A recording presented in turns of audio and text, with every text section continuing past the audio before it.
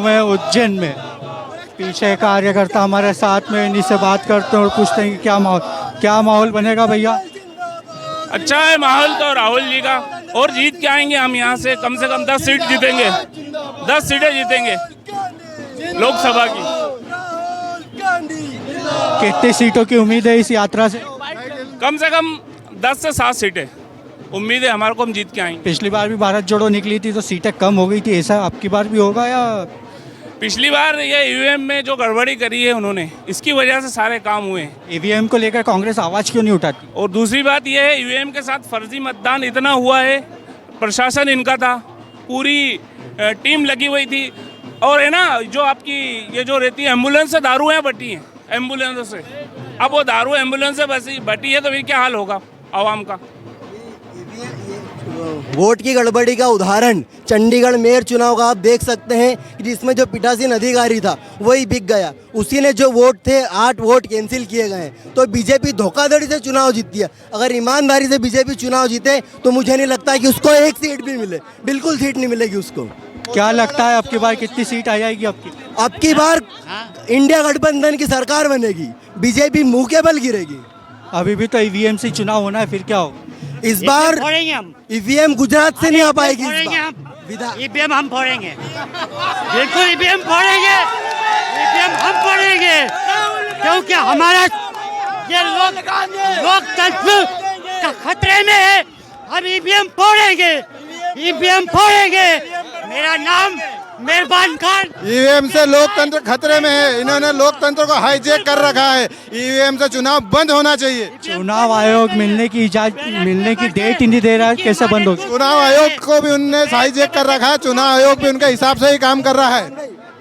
देश में बह रही है न्याय की आंधी, न्याय के लड़ रहा है राहुल गांधी। आइए और पीछे चलते हैं और बात करते हैं कि माहौल क्या है, कौन है? आप बताइए क्या स्थिति। और ये ईवीएम को लेकर जो इतना हो हल्ला हो रहा है, चुनाव आयोग तो मिलने की डेट ही नहीं दे रहा है विपक्ष को, क्या है, कैसे किस तरीके से चुनाव होगा? अब हमारा शीर्ष नेतृत्व तो कुछ कर रहा है, उसके बारे में कुछ करेगा। लीगल टीम है, जो हमारा इंडिया गठबंधन के लोग हैं, वो कुछ ना कुछ कर रहे होंगे इस मामले में। हमने हमारी बात उन तक पहुंचा दी, क्योंकि विधानसभा में ये स्थिति बनी है। यहाँ स्थिति ऐसी थी कि यहाँ पर इस सीट पे, उत्तर सीट में आप खड़े हो, यहाँ पर करीब 60,000 मुस्लिम वोट हैं, 60,000 मुस्लिम वोट है, ब्राह्मण वोट है, ब्राह्मण उम्मीदवार दिया था। उसके बाद में ये स्थिति बची, ऐसी दक्षिण में ये स्थिति बनी। तो ये क्योंकि इन्होंने जीत पहले से घोषित कर दी थी। जो यहाँ के सीएम है, यहीं से इनका बिलोंग यहाँ से करते हैं, दक्षिण से। क्या स्थिति उज्जैन में? वो उनके सामने बहुत मुश्किल है, मतलब ऐसी स्थिति लग रही थी कि वो ज़्यादा से वोटों से जीतेंगे, लेकिन वो 15,000 से ही जीते हैं। वो भी ईवीएम की वजह से जीत गए वो, नहीं तो उनकी ये स्थिति नहीं रहती, वो हार जाते चुनाव। चलिए आपको और कार्यकर्ताओं से मुलाकात करवाएंगे और बात करवाएंगे और राहुल गांधी की पूरी यात्रा आपको दिखाएंगे। कार्यकर्ता हमारे साथ में देवकी पटेल और शादाब खान जी, प्रदेश अध्यक्ष हैं और प्रदेश सचिव हैं, और ये कोऑर्डिनेटर हैं NSUI की। बताइए क्या माहौल बन रहा है, क्या लगता है? प्रधानमंत्री नरेंद्र मोदी बोलते हैं कि 400 पार अब की बार, तो ये कहाँ तक संभव है और यात्रा से कितना फर्क पड़ेगा? जिस तरह पहले भी राहुल जी ने यात्रा की थी और लोगों को जोड़ने का काम किया था, और मोदी जी उसके अपोजिट करते हैं, वो गरीबों का खा रहे हैं और खाते आ रहे हैं। जिस तरह हर बार शिक्षा में घोटाला, पटवारी, कोई भी परीक्षा होती है उसमें घोटाला, हर चीज़ में घोटाला होता है। बेरोजगारी, हमसे पूछिए हम लोग कितने बेरोजगार युवा हैं, हम लोगों से ज़्यादा किसी को पता नहीं होगा कि हम लोग सब कितने बेरोजगार युवा हैं। मोदी जी जो इतना बोलते हैं कि हम 400 पार, ईवीएम है तो सब है, ईवीएम नहीं है तो ईवीएम से मत कराइए ना चुनाव, बिना ईवीएम के चुनाव करा के देखिए, हमारे राहुल जी प्रधानमंत्री बनेंगे, ये हम गारंटी से कहते हैं। राहुल जी को यूथ पसंद करता है। आप देख रहे हैं किस तरह का माहौल आज उज्जैन में बना हुआ है और किस तरह के लोग आज जुड़ते जा रहे हैं। जिस तरह पहले भी राहुल जी से सब जुड़ने के लिए लोग तत्पर थे, आज भी राहुल जी से लोग सब जुड़ रहे हैं। पिछली बार जो राहुल गांधी की भारत जोड़ो यात्रा निकली थी, मध्य प्रदेश से निकली थी, 66 सीटों पे आकर कांग्रेस सिमट गई, ऐसा क्यों हुआ? ये सब चीज़ें क्या हुई ना कि ये सिमटने वाली काम नहीं थी। जीतते हमारे यहाँ से, जैसे मैं जबलपुर से हूँ, जबलपुर से हमारे 4 MLAs थे और वो जीतते। एक MLA जीता, 3 हारे। उसका रीज़न ये था कि वो जीतते हुए भी हार गया। आपने नए कैंडिडेट उतारे, आप EVM के थ्रू जीत रहे हैं। ये पूरी जनता जानती है। जब जनता कह रही कि हमने वोट आपको दिया, हमने वोट कांग्रेस को दिया है, तो बीजेपी वाले कैसे आ रहे हैं? ये तो पॉसिबल नहीं है ना। जब हम युवा किसान सब कह रहे हैं कि हमने वोट कांग्रेस को दिया है, तो फिर कैसे EVM के जरिए आप जीत रहे हैं?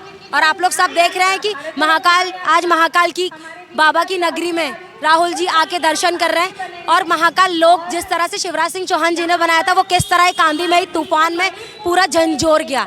तो आप कैसे कह रहे हैं कि वो तो हर चीज़ में घोटाला करते हैं, हर चीज़ में घोटाला करते आ रहे हैं। क्या लगता है अभी लोकसभा के चुनाव में कितने सीटों का अनुमान है कांग्रेस को? कांग्रेस की सीटों का अनुमान तो हम नहीं बता सकते, क्योंकि जिस तरह मोदी कह रहे हैं 400 पार, तो हम भी कह सकते हैं कि 400 पार। जनता किसको चुनेगी वो तो जनता ही डिसाइड करेगी। आपका नाम? Devki Patel, NSY national coordinator. आप बताइए, आपका क्या विचार है? ये यात्रा कितनी सक्सेसफुल होगी? इसका कुछ असर जमीन के लोगों को पड़ रहा है या नहीं पड़ रहा है? और जो लोकसभा चुनाव आने वाले हैं उस पर कितने सीटों का अनुमान है कांग्रेस की? देखिए, इस यात्रा का संदेश साफ है। आज जो नफरत का बाजार सजाया जा रहा है, जिस तरह से नफरत को परोसा जा रहा है, नफरत को फैलाया जा रहा है, एक जो देश में अलग ही माहौल हिंदू और मुस्लिम के बीच खाई डालने का बनाया जा रहा है, उसके खिलाफ राहुल जी का सीधा सा संदेश है कि मैं ये नफरत के बाजार में मोहब्बत की दुकान खोल रहा हूँ, गंगा जमनी तहजीब की बात कर रहा हूँ, हिंदू मुस्लिम एकता की बात कर रहा हूँ, सांप्रदायिक। ये जो बात कर रहे हैं वो जमीन पे उतर रही है, क्योंकि 3 राज्य कांग्रेस के हाथ से निकल गए यही भारत जोड़ो यात्रा निकलने के बाद।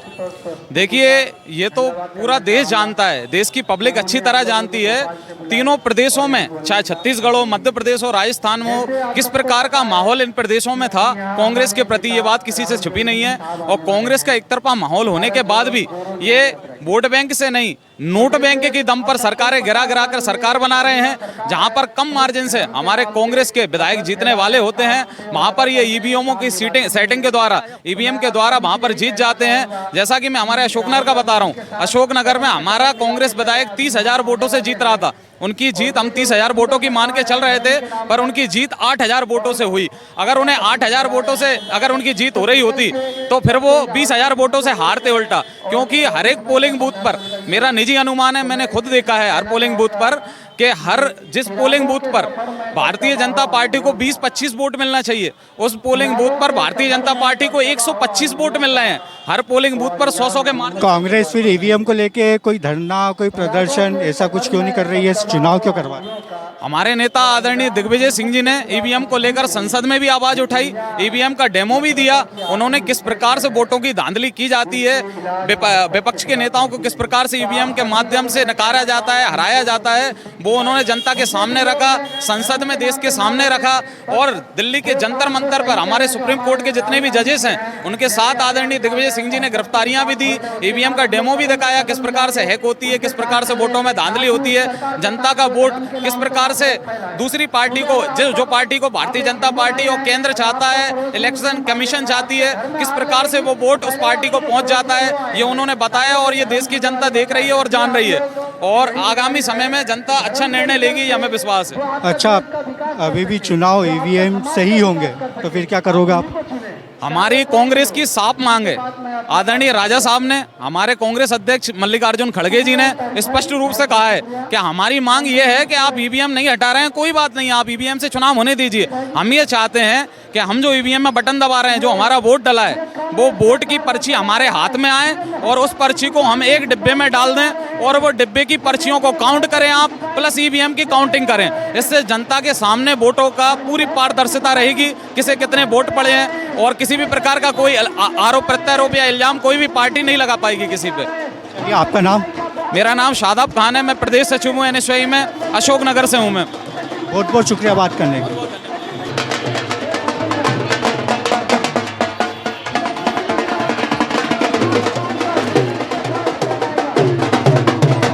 पीछे भारत जोड़ो न्याय यात्रा यहाँ से निकल रही है। हमने आपको पहले कार्यकर्ताओं से भी मिलाया, उज्जैन की आम जनता से भी मिलाया और दिखाया कि माहौल क्या है। ये देखिए, उधर से राहुल गांधी आ रहे हैं और मणिपुर से महाराष्ट्र तक की ये यात्रा है। इस बीच ये उज्जैन भी आए हुए हैं और उज्जैन के बीच में आप देख सकते हैं राहुल गांधी यहाँ पर आए हुए हैं और ये देखिए जीतू पटवारी भी उनके साथ में है और राहुल गांधी भी उनके साथ में है। देवास गेट, उज्जैन के देवास गेट में उनकी ये यात्रा आज की समाप्त होगी और वहाँ पे इन्हीं का भाषण भी होगा। आपको सीधे वहीं ले चलते हैं और दिखाते हैं कि भाषण में राहुल गांधी क्या कुछ बोलते हैं। आइए।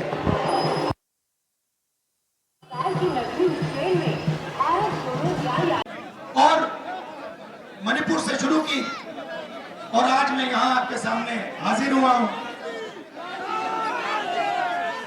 उसमें हमने एक नया शब्द जोड़ दिया, न्याय शब्द।